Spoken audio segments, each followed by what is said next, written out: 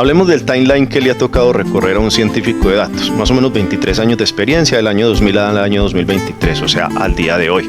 Inicialmente, ¿qué hacía el científico de datos? Hacía entonces procesos de data mining con una herramienta muy básica de uso general, que era Microsoft Excel. Entonces, para esa época lo que se hacía entonces era utilizar algunas funciones, algunas herramientas básicas como eran las tablas dinámicas que para ese tiempo eran muy primitivas. Año 2003, entonces surge el concepto de las tablas, que es diferente al concepto de las tablas dinámicas, y las tablas se convierten a su vez en fuente primordial para generar un lenguaje de programación, luego en otra herramienta que se llama Microsoft Power BI, que es el lenguaje DAX, Data Analytic Expression. Pero continuemos entonces con Microsoft Excel así brevemente. Entonces se hacían tableros de mando, algo así muy primitivo.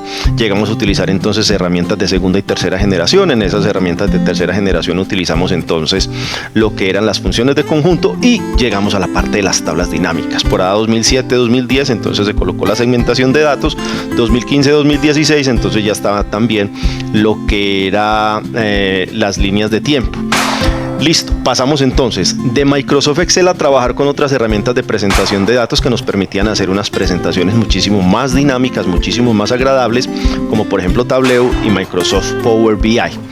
En ese haber, entonces, al igual que pasó con Microsoft Excel en su momento, entonces el número de registros que se producían diariamente superaba el número de registros posibles para trabajar en dichas herramientas.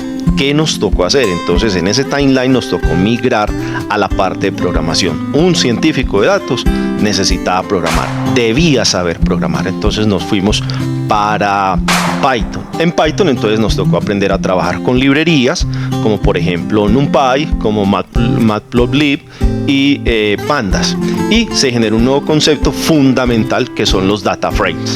Entonces en los data frames lo que hacíamos era crear una grid o crear una cuadrícula en la cual nosotros empezábamos a hacer procesamiento de datos, y en ese procesamiento de datos nos tocaba hacer entonces acciones de ETL, de extracción, transformación y carga de datos.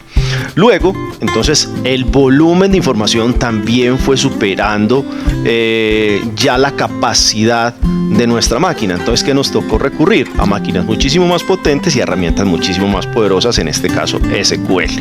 Entonces, en SQL tuvimos que hacer consultas, en SQL tuvimos que hacer triggers, pero entonces ya veníamos trabajando herramientas, pero la conceptualización se nos estaba quedando a un lado. Entonces, en la parte de conceptualización, ¿qué nos tocó hacer? Entonces, nos tocó trabajar toda la parte de la estadística, y en la estadística nos tocó aprender entonces estadística descriptiva, estadística inferencial y estadística multivariante. ¿Para qué? Para poder entonces dar resultados que se acogieran o se acoplaran precisamente a un marco teórico práctico. Luego entonces ya no solamente era manejar herramientas, sino que era indispensable que el analista de datos demostrara que sabía.